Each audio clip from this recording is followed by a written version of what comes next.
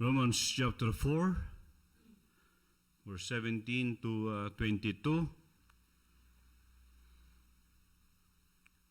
As it is written, I have made thee a father of many nations. Talking about Abraham. Before him whom he believed, even God, who quickeneth the dead. He's talking about his body being old and considered like dead already. I mean, wala nang energy, wala nang, alam nyo na, being a man, wala na yung kanilang passion, yung kanilang, and call it those things which be not as though they were. Who against hope believed in hope, that he might become the father of many nations, according to that which was spoken, so shall thy seed be. In being not weak in faith, he considered not his own body now dead, when he was about 100 years old, neither he yet the deadness of Sarah's womb. He staggered not at the promise of God through unbelief, but was strong in faith, giving glory to God, and being fully persuaded that what he had promised he was able also to perform. And therefore it was imputed to him for righteousness. Pagpalain tayo ng Panginoon sa kanyang mga salitang ito. Maaari na kayo makaupo.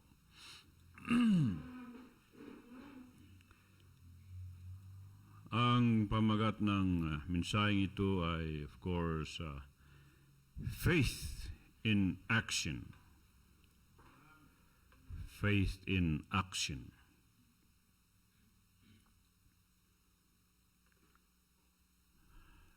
James chapter 2 verse 26, sabi niya dito,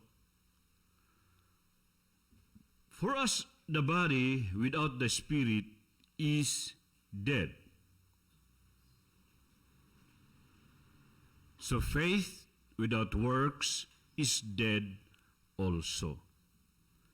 So pananampalataya, kagaya ng katawan, kung wala ng espiritu ay patay. Wala na yung kanyang mga senses ay patay. Kagaya din sa pananampalataya, ibig sabihin, nandyan yung, halimbawa, yung tao, bangkay, no? Nandyan yung tao, bangkay, pero walang, di ba, nakahiga na lang, hindi humihinga, hindi gumagalaw. So, patay. So, ganun din daw ang pananampalataya. Kapag walang gawa, walang action, walang ginagawa, patay. Wala, ganun. So, dito, makikita natin na ang salitang pananampalataya or faith in English is what they call a verb or an action word. Isang salita na tumutukoy sa pagkilos or paggawa. May gawa, may gumikilos. Anong tawag niyo? Hindi adjective, kundi isang verb. Kayong mga teacher siguro alam niyo yan, no? It's a verb, it's an action word. And sometimes I used to hear na sabi ng mga preachers, faith has feet. Ang pananampalataya ay may paa.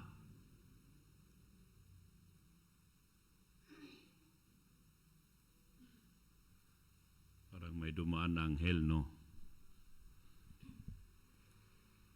Ayaw nyo maniwala na ang pananampalataya may paa? Ibig sabihin, naglalakad, may magawa. And also, faith has hands, siyempre. Pananampalataya ay may paa na nakakalakad. Kasi yun nga, faith is an action word. Ganon. So, it's just an example, of course. Abraham is our so-called father of faith. Siya ang ating ama sa pananampalataya. Bakit siya tinawag na ama ng pananampalataya?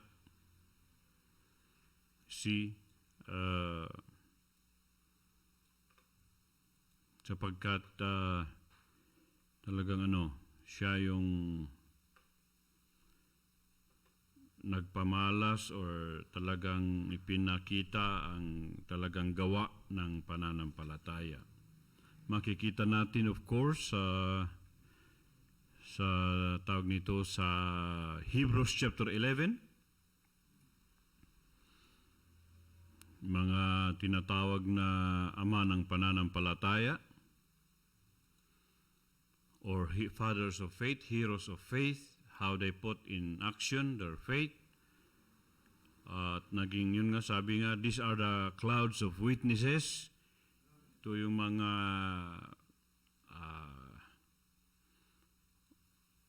ulap or big sabihin tumutukoy sa dami ng witnesses or dagsa. Pag sinabing cloud of witnesses, sabihin talagang dagsa, marami na mga nagpapatunay, nagpapatotoo or kung paano nila inilakad o pinamuhay ang pananampalataya. At yun nga maging halimbawa para sa bawat isa sa atin. Kung ating isa-isahin yun, kung i-review natin uli, mula pa kay Abel, sabi niya, he offered us more excellent sacrifice. Kay Enoch, alam natin si Enoch na rapture, na inagaw sa langit. Si Noah, everybody, talagang yung pananampalataya. Noah built an ark. Kung wala siyang pananampalataya, hindi niya ginawa yun. Could you imagine 120 years? Am I right? 120 years na pinanghawakan yung pananampalataya when he built the ark. Could you imagine that display of faith?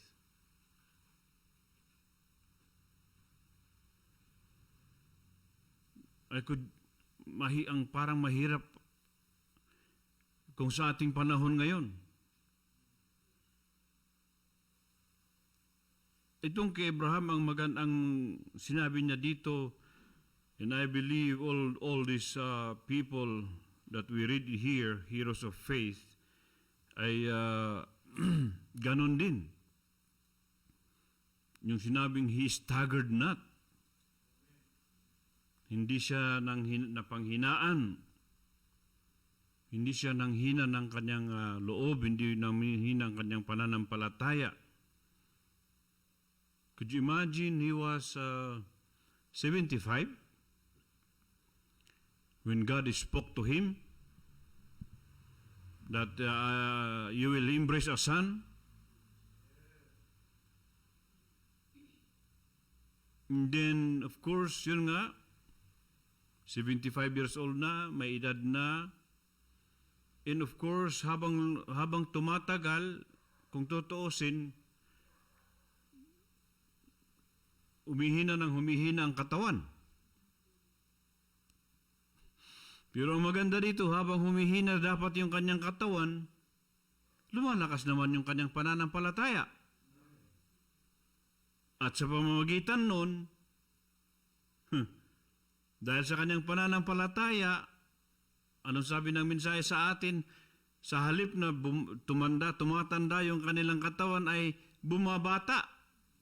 Maging si Sarah.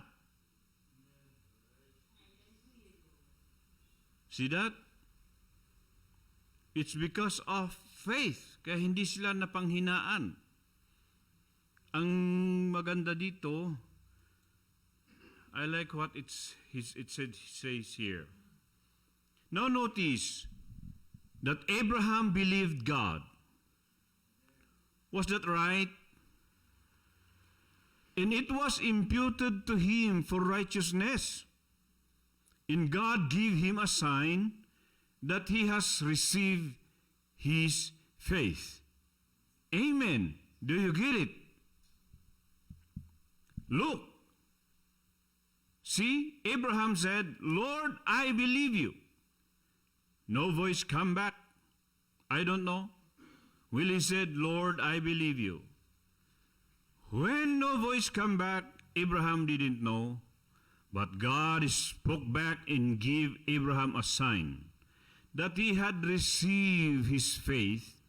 He gave him circumcision as a sign. Is that right? In other words, it was a confirmation of Abraham's faith. Then when he got that confirmation, he said, praise God, it is finished. He said, I got faith. And God recognized it. Ito yung gustuhan kong parte, bahagi. Because sabi na, God gave him a confirmation. Resibo. Di ba? Gusto natin may resibo. Patunay. Kapag may dapat may resibo, dapat may patunay. So, sometimes ganun ang ginagawa ng Diyos. It happens for a purpose. Yun nga, parang si Hezekiah nung sinabihan ng Diyos na mamamatay at nung dumalangin at dinugdugan ang buhay, sabi ni Hezekiah, anong patunay? Sige, i-atras ko ang araw para sa'yo. You see?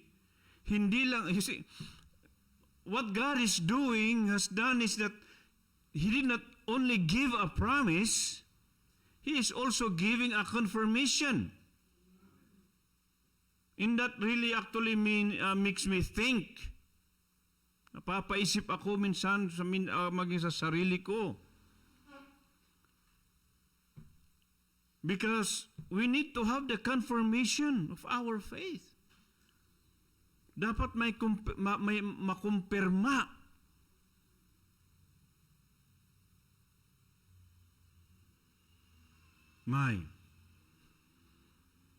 I was listening on this message a while ago, and then ito kasing mensahe from 47 to but actually it's almost most of the messages but especially during those before 60s, si Brother Branham ay very active sa yung healing, di ba? And while having healing services, he is also doing discerning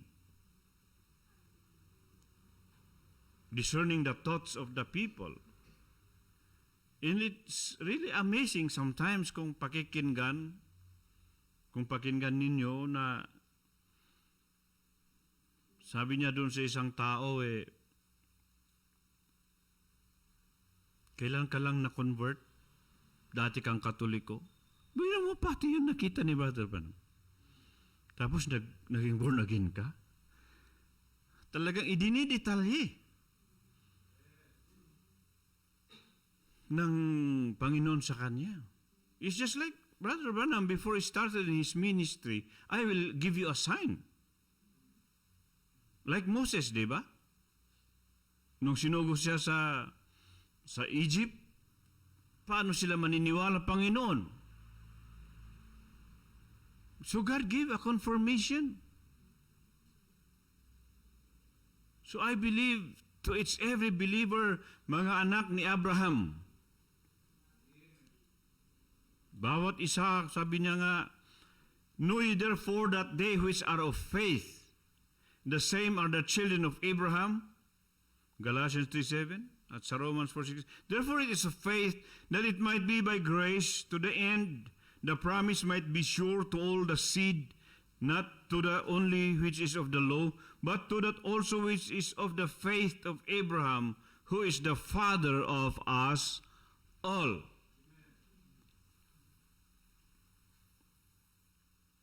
Alam niyo itong mga tao na sinasabing anak sa batas, to all the seed, mga anak sa kautusan, hindi lang sa mga anak ng kautusan, kundi sa mga kagaya ng pananampalataya ni Abraham. Sa mga Gentiles, sa kanila ibinigay ang pananampalataya or sila ang nagkaroon ng pananampalataya na kagaya ni Abraham. Di ba sa John chapter 8, kung kayo anak ni Abraham, inangkin nila sa kami mga anak ni Abraham ha, hindi kami pinanganak sa pangangalo niya ha.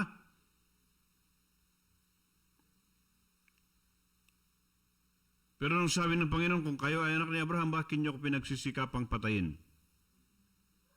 Hindi ito ginawa ni Abraham. Lalo silang nagulat, ha?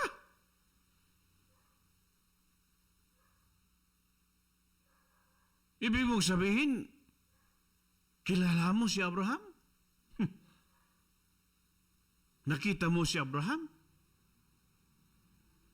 Sabi ng Panginoon, bago pa lang si Abraham, ay ako na.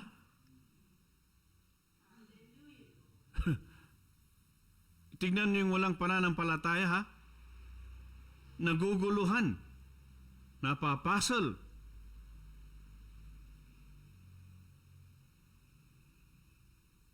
Pero yun nga, pag sa mga pinagkalooban ng pananampalataya, those who are given the faith, because hindi tayo actually listen to this. We always talk about faith, two kinds of faith, intellectual and revealed faith.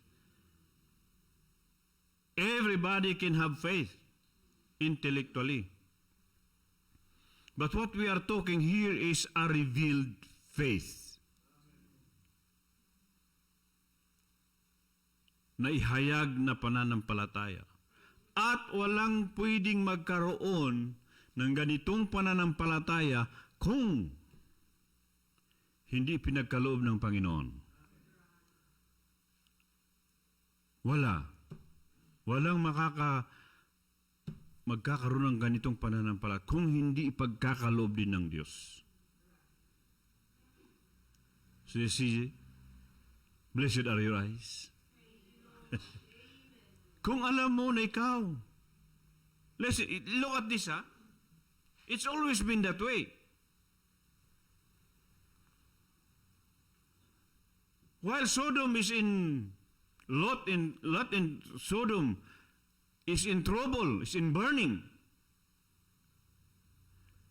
Elohim in Abraham is in the desert having a good time.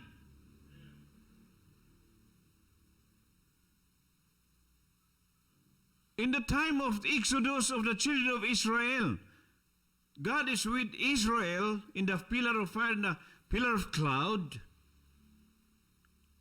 But all the rest of the world is silent. They know nothing what's going on.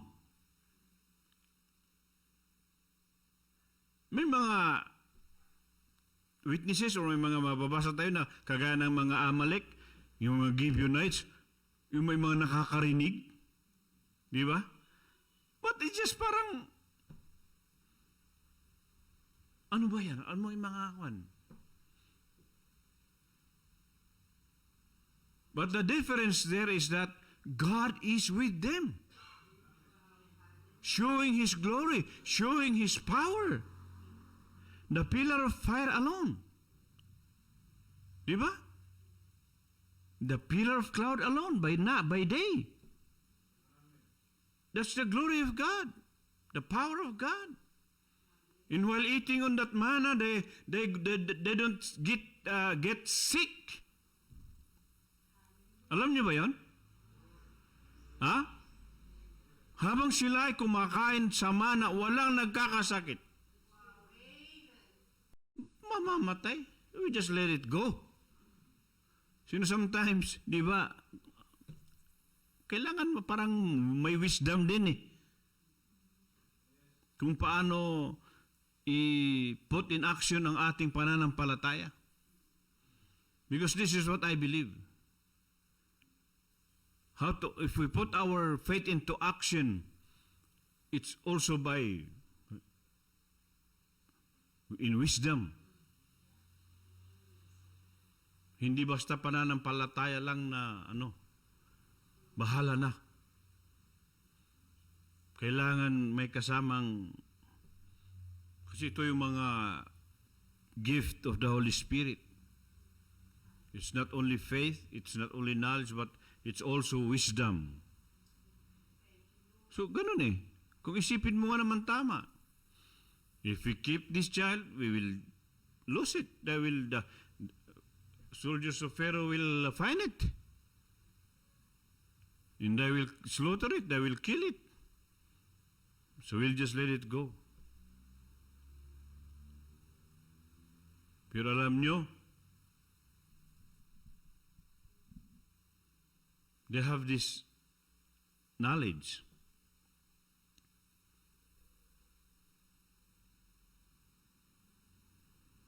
Na actually laging nagpupunta doon yung anak ni Parao. Kaya nandoon si Miriam na nagbabantay. You see that? All things work together for good. If we put our faith into action. So kay Abraham, ang ibinigay na confirmation ay yung circumcision. So, kaya talagang napakahalaga bilang lahi ni Abi. Really a must. Ang kailangan lahat ng kalalaki. Because that is a proof to be a children of God. Lift up your head, strengthen up your chest. Oh my all, use faith. Faith is the boss. Faith is the boss. That's right. Faith has hairs on its chest. Brother, I mean, it's got big muscles. When it speaks, all the worries drop from one side the other. Sa mga Hebrew kasi Israelitas, yung pagiging, balbasarado, pagiging hairy, lalo na sa, kung bakit nga ba naman may tinutubuan ng, ang tawag nito? Buhok sa dibdib. Ano kaya mga babae? But bakit mga lalaki lang tinutubuan? That's something. Because it speaks of a being masculine. Kaya parang macho sila, payat man yan o yun ang nagpapatunay na sila ay talagang maskulado. Masculine. Tunay na lalaki. Kaya yan yung bakit lumabas yung faith has hairs on its chest na idiomatic words. Kapag sinabing may he's got hairs on his chest, ibig sabihin talagang tunay yan na lalaki. It's got big muscles. When it speaks, all the worries drop from one side the other. Ang pananampalataya, kung nagsalita daw, sabi niya, lahat ng mga pag-alinlangan, lahat ng kaba, lahat ng mga pag-agam-agam ay mawawala. That's how faith works in action. Like Abraham, who called those things which were not as though they were. He took God at His word, believing that He was able to perform that what He had promised. Calling the things that are not as if they are there.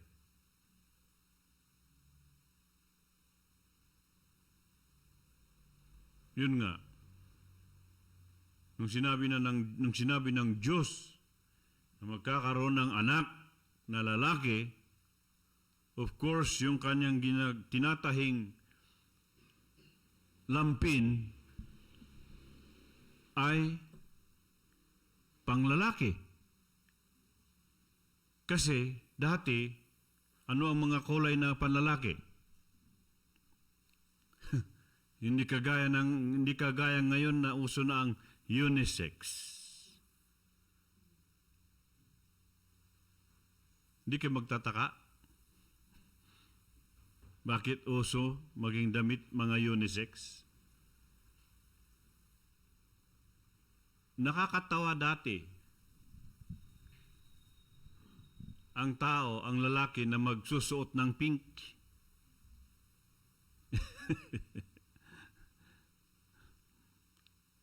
Pero ngayon, okay na, no? See?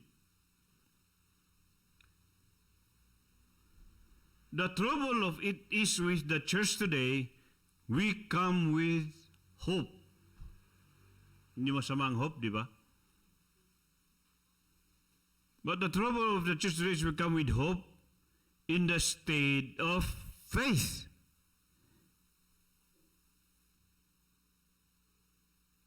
Faith is far better than hope. Faith is positive. Faith needs no booster. Faith knows what it's talking about. It's talking about. Faith is strong. Faith has chairs on the chest. It speaks, and the rest of them shut up. Symptoms can't even speak at all. When real godly faith speaks, it's got the floor. It knows where it's at. It's had an experience. It's set your faith to action in God's Word and ride away on every mind of a Holy Spirit that breathes down upon a mortal human being. That's when he must set his faith in God and say God's Word is right. Ang tunay lamang na pananampalataya ang maaaring magsasabi na ang salita ng Diyos ay tama.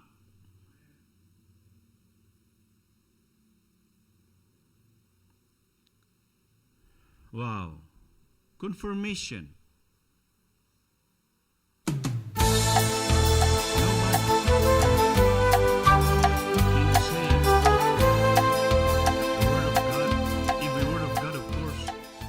Is right or true without the Holy Spirit, without revealed faith.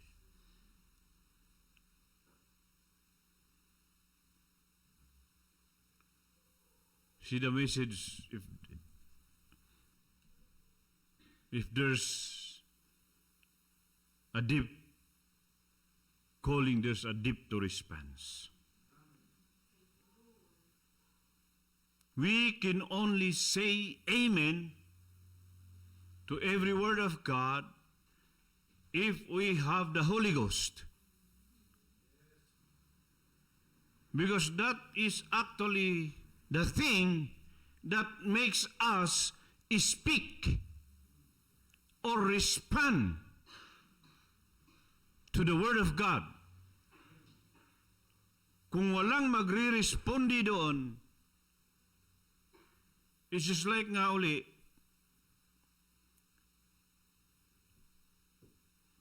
biro mo, Dati-dati,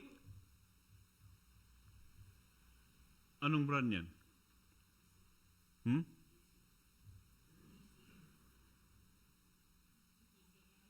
Wala kayong boses kasi.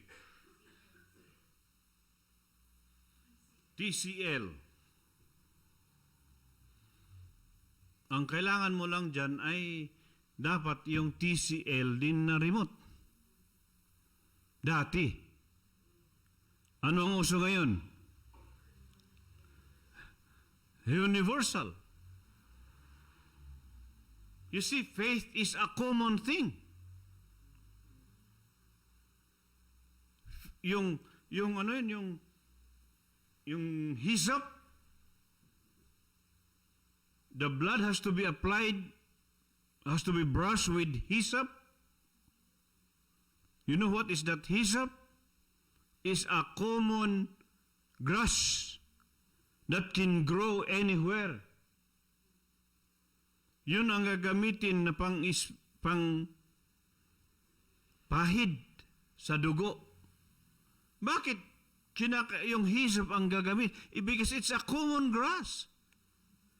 That it signifies a common faith to us. Faith is everywhere. We can find faith everywhere. Hindi na mimili ang Diyos ng lugar.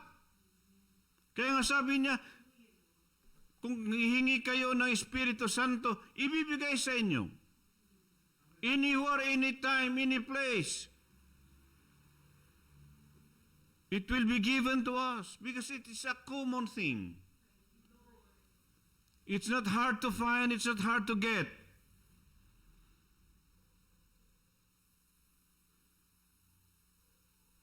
That's when he must set his faith in God and say God's word is right. Here's my wings. Hallelujah. Both New and Old Testament believe every word of it will pack me. It brought me from a sinner to a Christian. It brought me from cursing sinner to a preacher. It took me from a blind man to a good eye. It healed me when I was sick. It will carry me from earth to glory some of these days, but my faith rests alone in Christ the Lord. Oh, my faith in action.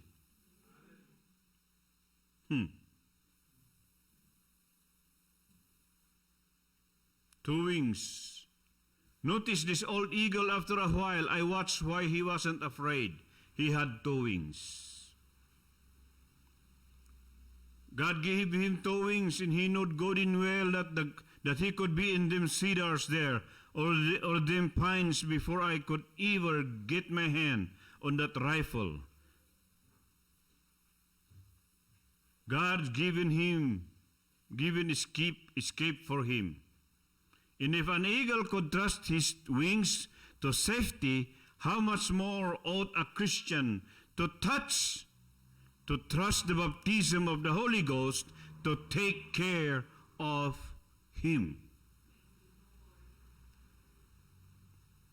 Tinutukoy niya yung kung nagbabasa kayo ng mensahe, nakikinig, tinutukoy niya yung agila na hindi natatakot sa kanya.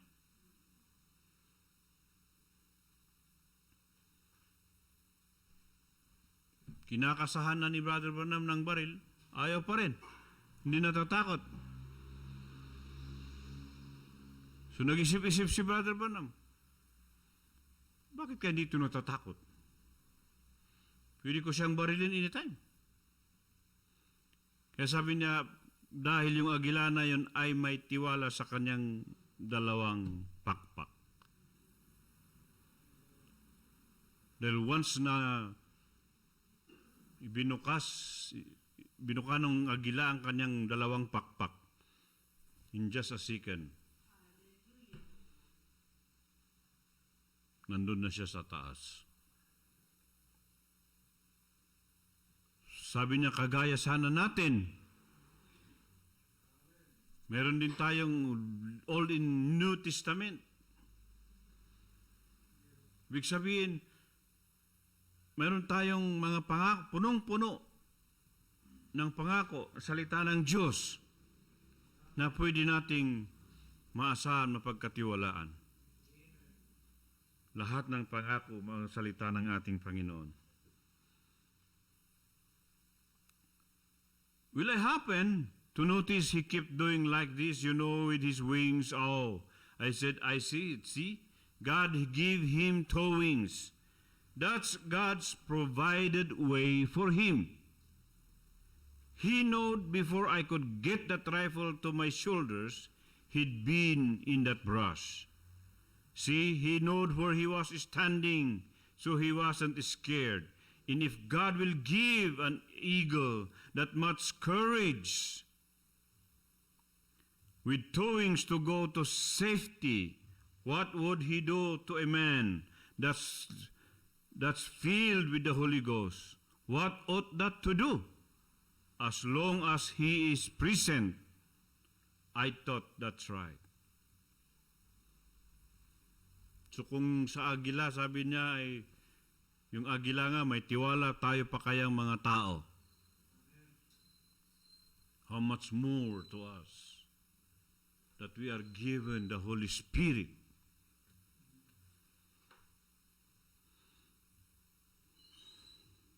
The seraphims at the brazen altar.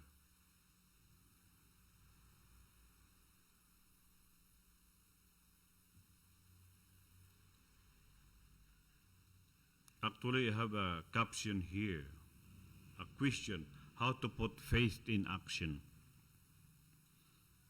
Paano natin mai kikilos ang ating pananampalataya? Yun, katulad ng agila. At kailangan natin ng bautismo ng Espiritu Santo to put our faith into action. And here's another one. The seraphims at the brazen altar. But you as the son or daughter, go right into the presence of God. You don't have to go through any priest in all these things. He is your priest. See, right there in his presence as sons and daughters. Brother, I believe we got more than two wings. Amen. We got the Holy Ghost. That's right. But we ought to be in action with reverence and humility. I hope you know what I'm talking about. Huh? He's referring to Isaiah chapter 6. Basahin na lang natin para. But we ought to be in action with reverence and humility, not in action to try to push something on somebody, but with such reverence and humility that we could go into action and say, woe is us, we have seen the presence of the Almighty God Almighty. We've seen visions happen. Just what he said, the works that I do shall you do also. More than this shall you do, for I go unto my Father.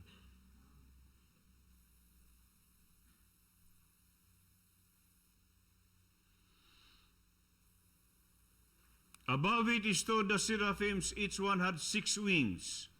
With twain covered his face. Yung twain covered his face, it speaks of reverence. And with twain he covered his feet, and with his feet it speaks of humility. And with twain he did fly, speaks of action. So mayroong dalawang nakatakip sa mukha na nangungusap ng paggalang, pagrespeto. Mayroon din dalawa sa paa, nangungusap ng pagpapakumbaba. Yung dalawa ay lumilipad. So hindi lang pagpapakumbaba at hindi lang galang lahat, but it's got to have an action.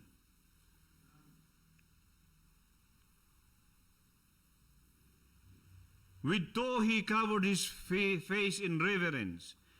Two he covered his feet humility. And with two he went to work. Away he went, put it in action. Kaya sabi ng tinig kay Isaiah, sabi niya, whom I'm going to send. Sino ang aking isusugo?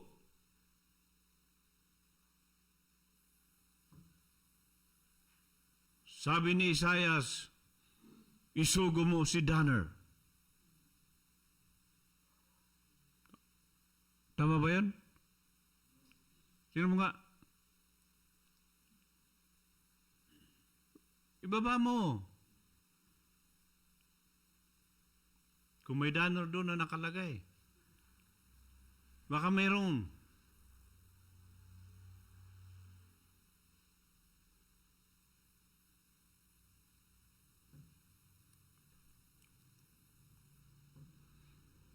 And I heard the voice of the Lord saying, whom shall I send? And who will go for us? Then said I, send Danner, send Jackson. Yun ba nakalagay? Everybody read that verse.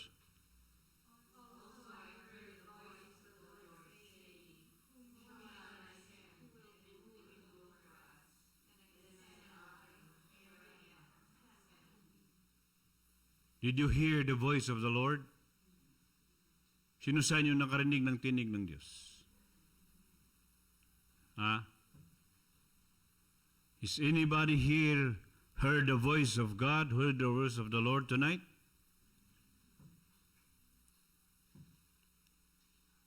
Kung tayo ang tatanungin ng Diyos, sino ang aking susuguin?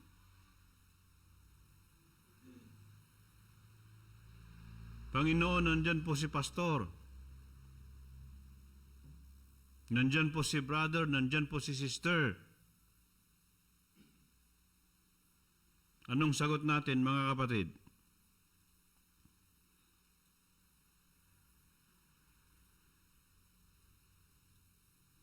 Let's think. He with two wings had over his face in the presence of God, humility, reverence. Secondly, had two wings over his feet. What was it? Humility. And third, he flew with them.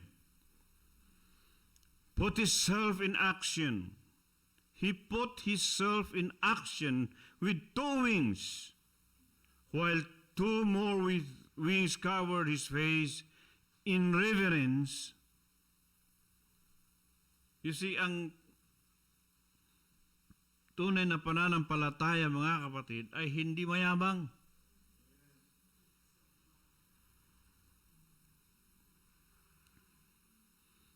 Alam niyo kung anong nakalagay dito sa aking slide? Yung si David at Goliath.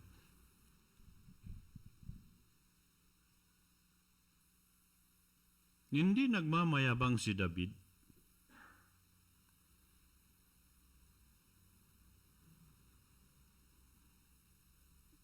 Yun lang ay napatunayan niya kasi. He already had an experience with the power of God. Kasi mahalaga din ang experience. Sabi nga ni Pastor Africa, kung walang kwento, kung walang kwento, walang kwenta. Hindi kwentong kotsero,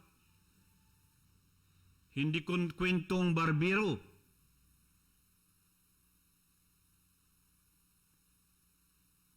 Yung barbero nga, kwinintuhan ko, natawa sa kwento ko eh. Wala kang napansin? Sabi ko, yung pastor, yung kaibigan kong barbero sa Posorobio, meron daw siyang suki na matindi magbigay ng tip. 300 pesos. Mas mahal pa sa bayad ng gupit. Oh? Oo. Naalala ko yun nung ginaganon niya yung buhok ko. Nahati. Oh, grabe naman yun. Oh, matindi. 300 pesos daw yung tip. Kaso, bihira ang gustong gumupit sa kanya. Oh, bakit nga eh? At ang lakas magawin na tip, ayaw gupitan? O kasi gusto niya, yung hati, kung ilan yung bilang ng buhok dito sa kabila, ganun din, kailangan bilangin.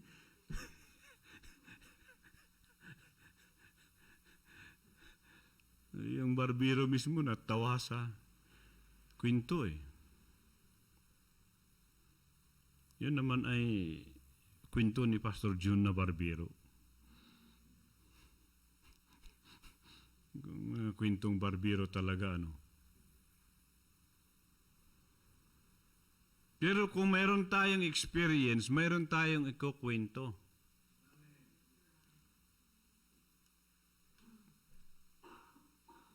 And by God's grace, sa totoo lang, mas maganda kasi pag experience mo ang ikukwento mo. Kailan lang may nag-represent sa akin ng isang product, isang business,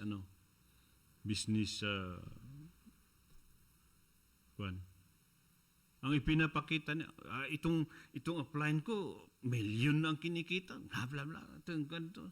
Brad, sabi, sandali. Ang gusto ko, hindi yung upline mo, ang ipakita mo ang income sa akin, yung mismong income mo. Natigilan siya. Sorry. Sa totoo lang, to be honest, ganito talaga. See? Hindi kasi pwedeng yung experience ng iba ang ikwento mo. Walang effect yun. Totoo yun. I guarantee you. If you were just talking about the experience of other and not your own, walang impact yun. But if you have that experience, you have proven it yourself, then there's an impact. Totoo yun. That's what I'm trying to do. Kahit yung mga bagay-bagay dyan, sinusubukan ko muna sa sarili. Kung wala akong maramdaman, then forget about it. But because I've experienced something in myself, in my own body, kaya ako naniniwala. Ganun lang yun. If you do not experience it, then don't believe it. But if you experience it and you prove it is true, then believe it. Ganyan naman ang tao. But that is what God is doing. God is going as confirmation. He wants us to prove that He is telling the truth. You see?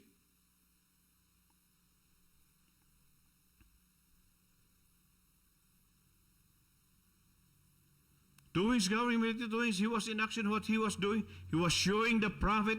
By this, he was showing the prophet how his prepared servant must be. God prepared service must be reverent, humble, and in action.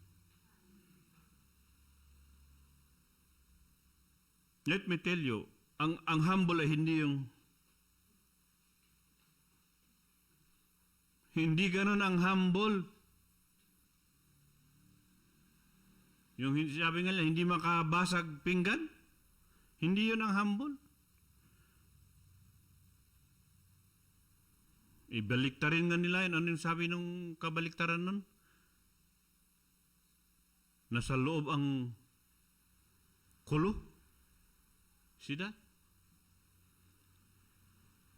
But we ought to be humble, how we ought to be reverent, how we ought to be in action, trying to get every soul saved. That we can, is scattering seeds from right to left, in doing everything we can. So how to put faith in action? How many of you here believe that you are saved? Sino sa inyo naniniwala na kayo ay ligtas? Parang wala akong matatanggap na amen. Kung tayo ay ligtas, kung tayo ay saved, kung na-experience natin that we are saved, then we also want to share it to somebody. Sino na sa inyo ang nagkwento at nagpatotoo sa kanyang kaibigan? Kung paano siya binago ng Diyos.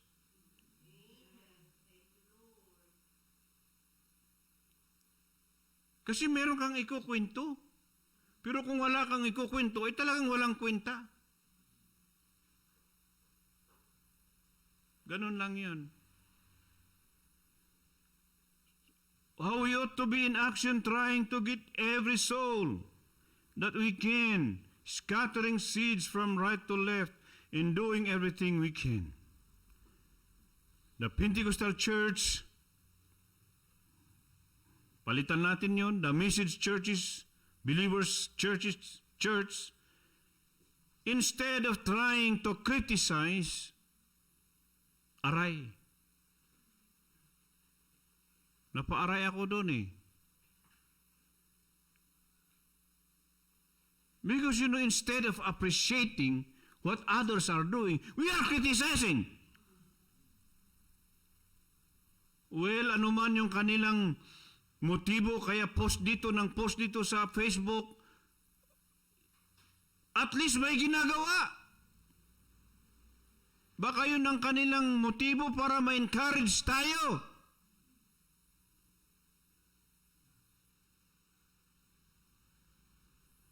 I think Sister Gladys is present nung nagkwento si Pastor Bickett.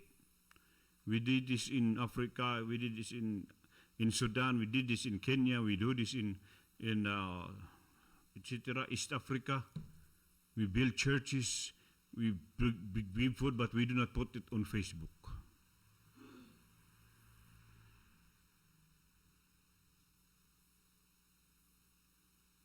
Paano niya malalagay sa Facebook ay yung kanyang cellphone ay keypad na lumang Nokia. Ang yaman-yaman na pastor, ha? Mapapahiya ka sa sarili mo pag kaharap mo yun. Pero mayroon akong isang joke na hindi ko makalimutan. Na sinabi niya, if you want the food to come faster, sit with the pastor. Meron din.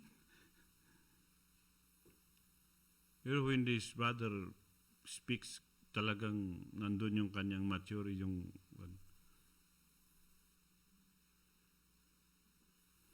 lalo na yung mga magagaling sa fine arts. Lahat na lang inilalagay sa Facebook. I had an experience, that's why I'm talking about like that. Tayong sabi ko, adobo lang, pinupost mo pa eh.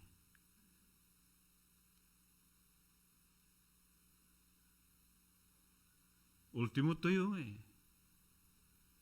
Lahat na lang pinupost. Ano ba yan? Wala na tayong privacy, ano? Ha? You want all the whole world to know what you are doing. Di ba?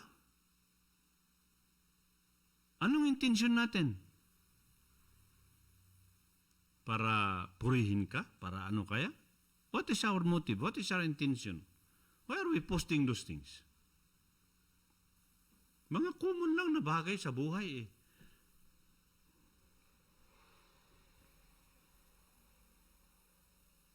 Nabuti hindi nagsasawa si Facebook, ano? Ano ba naman ito? Kung magsawa siguro sa Facebook, nako po. Gas-gas na yan.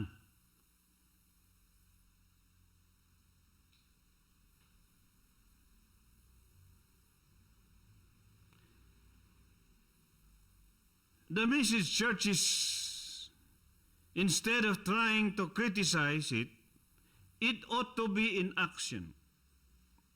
Sa halip na mag-criticize tayo, it's more better to put it into action, to be in action. Ma-encourage tayo. It ought to be everywhere with humility in love, trying to show to a lost and dying people.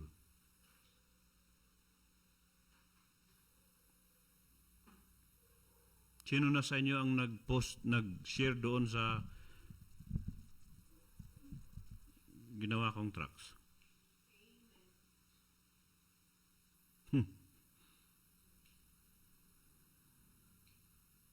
O hindi nyo talaga binasa din, no?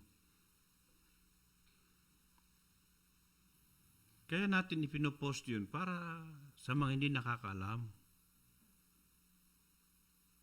Yun ang kandoon. Imalay mo, may nasiran ka doon na isa na it's a witness. Kung ayaw maniwala, di wag. Pero kung sumampalataya, di praise the Lord. Someday, somehow, somewhere. Alam niyo, hindi ko talaga makalimutan yun. Sa Diyos ang kapurihan. Totoo ito, God is my judge. Pastor, isinir ko yung CD mo, yung binili ko na CD mo noon, binigay ko sa kaibigan ko na napunta ng Canada, nag-message sa akin, nagpabautismo, tumanggap sa Panginoon. You see? Binili niya yung CD ko, ibinigay sa kaibigan. Dahil doon, tumanggap sa Panginoon. Yung mag-share lang doon sa Facebook natin, libre naman, walang bayad. Hindi pa natin magawa. Oh. Ano yun?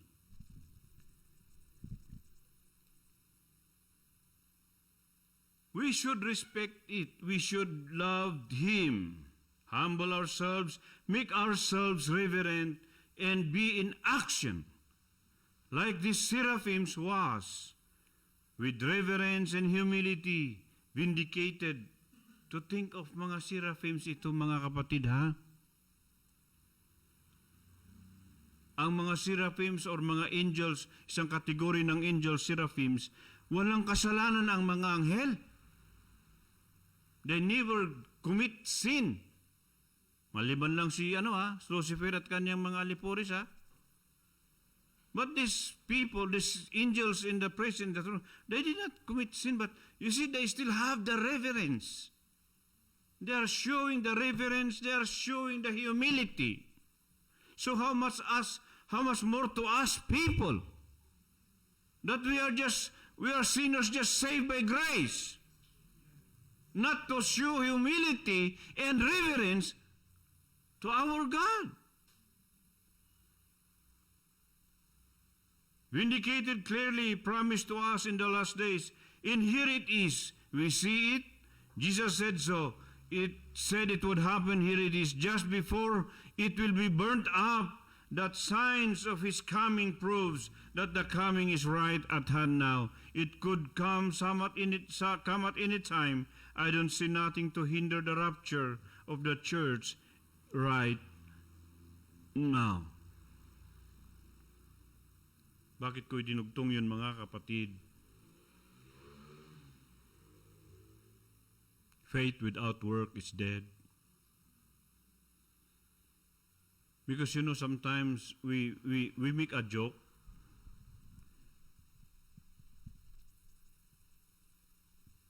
Sometimes, para bang walang mangyayaring rapture. Sa totoo lang.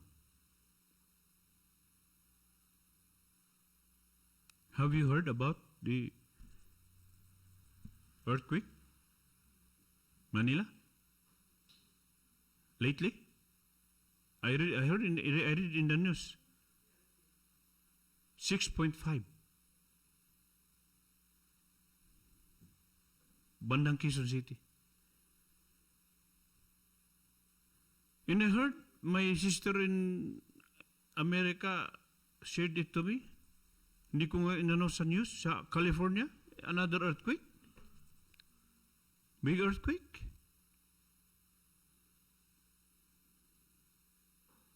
Alam niyo itong mga bagay nito, mga kapatid, hindi lang nangyayari at pinapatunayan ng mga volcanologists or scientists, but we are so grateful, we are so thankful that God used a prophet to speak these things even before they happen. Once more, I just want you to realize how blessed people we are. But sometimes, totoo ito, I myself, para bang walang mangyayaring rapture.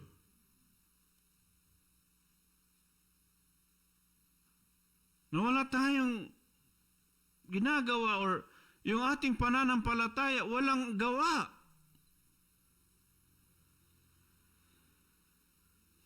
May God help us. Because if we believe that there's going to be a rapture happening and we believe that we are a part of the rapture, siguro mag-iisip-isip tayo.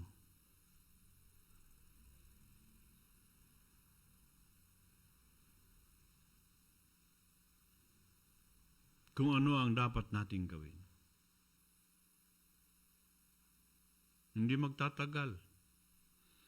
Iiwan na natin ang sanlibutan. Let earthquakes happen. Let all these things happen. Let all the viruses, nangyamang ano naman na yan, talagang that's all a part of, I always go back to that scriptures, woe to them that inhabits the earth, for the devil has come to you with a great wrath. Talagang matindi na ang galit ni Satanas sa sanlibot sa mga tao.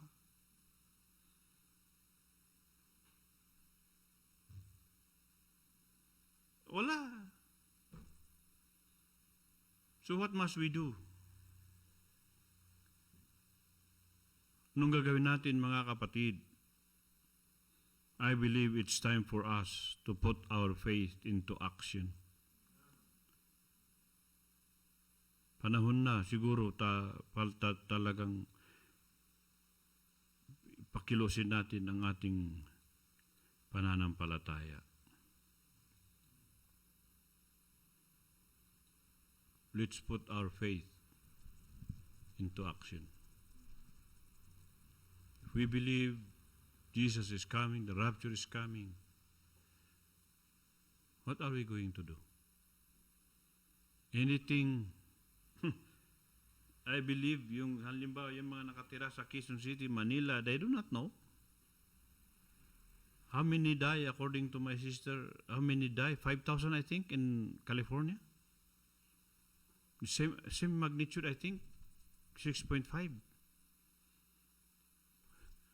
Pero sabi ko sa isip-isip ko, that's nothing. Kaya sabi ko, naihula na kasi yan, ate. California is going to sink down someday. Pero alam niyo ba, itong mga taga-California, alam nila yan? Alam nila. Yung mga nasa Los Angeles City, alam nila yan. But they are still there. Why? Hindi nila maiwanan yung buhay na mayroon sila doon. That's the problem, that's the trouble with people sometimes. Hindi nila maiwanan yung buhay na kanilang kinasanayan. I mean sa pananampalataya. Hindi nila maiwanan, matalikuran yung nakasanayang buhay. Kahit alam nila na may danger, wala. Sana, mga kapatid, wag mangyari sa atin.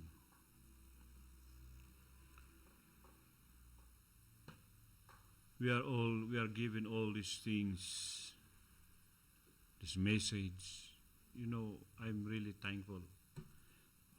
Laki ng... There are times, totoo ito, mga kapatid, my, how blessed people we are. Minsan parang marami tayong nasasayang. Meron tayong napapalagpas ng mga opportunity, ng mga maaaring pagkapirahan or what, but how blessed people we are. Because we know what is more worth, what is more important than money, than prestige, than glory.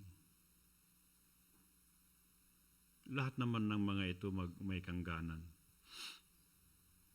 Everything will end. There's nothing eternal or permanent in this world.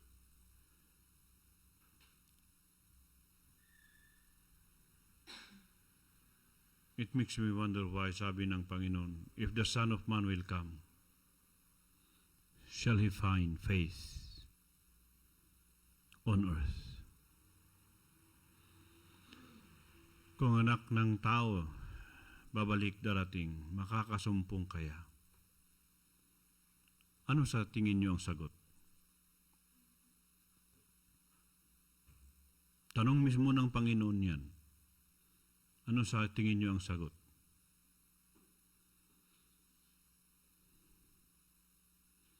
Sagutin natin yan individual sa ating buhay. Meron kaya siyang masusumpungan sa atin na pananampalataya? Sa iyo mismo, shall He find faith on this earth? Itong katawan natin, itong sarili natin.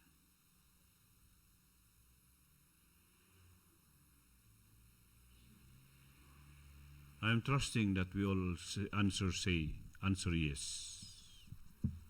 Umaasa ng lahat ng sagot natin ay oo. By the grace of God. By the grace of God.